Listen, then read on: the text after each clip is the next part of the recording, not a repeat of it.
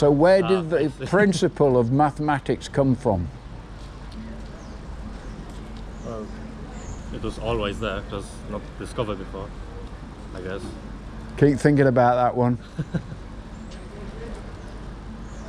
So it's like yet to discover. Can mathematics come from a random universe? That's a more complicated one. Because that's what you're asserting, that mathematics has come by virtue of just total randomness. Well,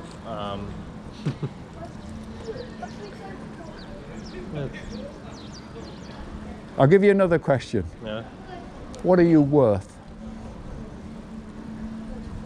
I mean, what am I worth? I would say it's depending on the person.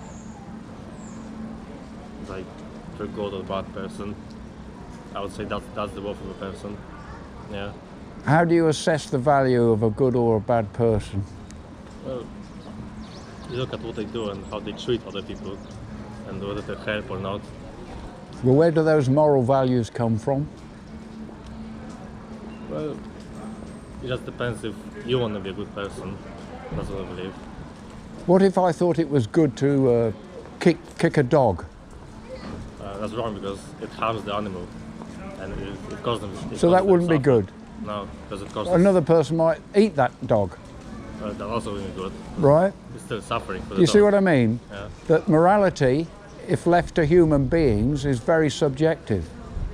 You just decide what you think is right and wrong. I guess. And yet another person might think completely the opposite. So moral values have to be given to us by someone outside of our universe.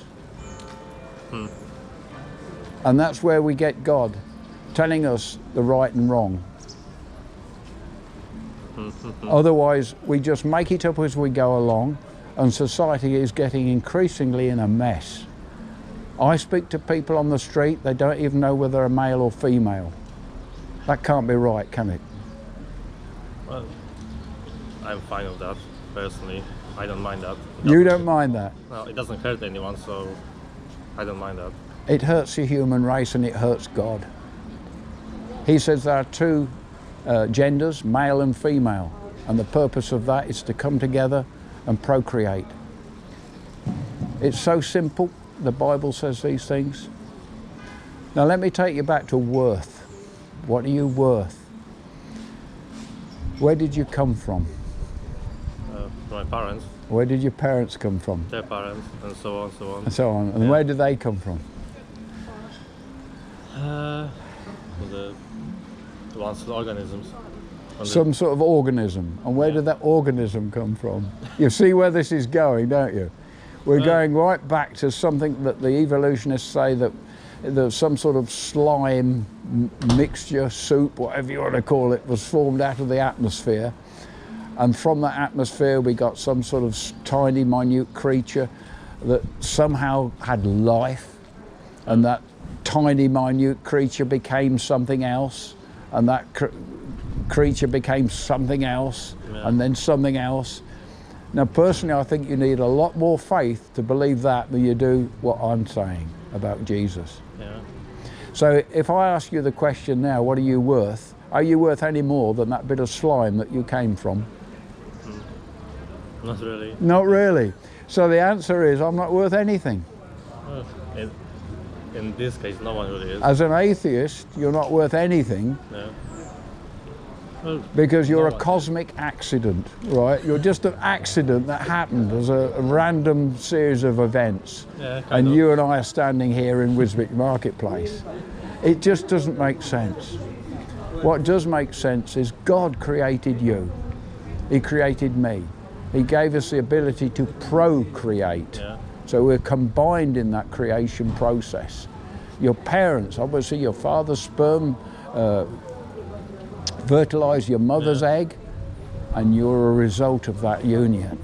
And that is a blessed union, and you and I are made, and this is where I'm going to say the complete contrast to and atheist thinking is that you and I are made in the image of God. The scriptures actually say that. So we have characteristics, if you like, and worth similar to God. That's how valuable you and I are. And he was so concerned for you and I that he sent his son, Jesus, to die for you and for me on the cross. Because we are not holy, we're sinners. I'm not going to take you through the obvious things because you know what you've done wrong. Okay, we're sinners. But God doesn't want you to remain an unforgiven sinner. He wants to forgive you. And the only way that is possible to get right with God is through accepting that Jesus died on the cross for you. He actually died for you and for me. He took the punishment on that cross, a cruel, tortuous death, so that you can go free. He died, rose from the grave, and eventually, having appeared to over 500 people, he went and ascended and sits now at the right hand of God, waiting to come in judgment. Now he will judge and he will punish, but only those that haven't put their trust in him. So you and I, if we put our trust in Jesus, will be set free from the penalty of sin. I hope I've given you a few things to think about and that you can come to a belief in Jesus. Yeah, that's one question. If there's many religions in the world, yeah, how do you actually know that your religion is the right one, if there's so many? Okay, a simple answer is that the opposition to the Christian faith is the devil. The devil will create all sorts of distractions for you and for me, whether you call it Buddhism or Sikhism or Islam or any of the other so-called religions, Freemasonry, some of the cults like Jehovah's Witnesses and Mormons. Okay, I don't know whether that means anything to you at all. But then we get people that, I had two today, say, oh, I'm a Satanist or I'm a pagan. And they are actually following the devil. So they're in the occult. So to answer your question, God, through the scriptures, through certain people in the past, he gave us the Bible. The Bible is our guidebook, if you like. Yeah. We can break it down. B-I-B-L-E, the spelling of the word Bible, is basic instructions before leaving Earth. All right, now that's just a little way of... Now that book is a biography of Jesus, of the Apostle John. He was a teenager when he first met Jesus, and he wrote that later in life. It's part of the Bible. I'd love you to read that in you know, period of time. Don't rush it. Just take it a little at a time. Yeah. Would you do that for me? Yeah. It's worth it, isn't it? That bit of investment. Yeah, it might be interesting. Yeah. And what you sort of want to say to yourself, if this is true, God, speak to me through this book.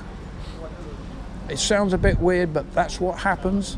If he's calling you, you'll feel something move from your head to your heart. Great to meet you. What's your name? Casper. Okay, Casper, great to meet you. Yeah, you too. All right, bye-bye. See ya. Bye.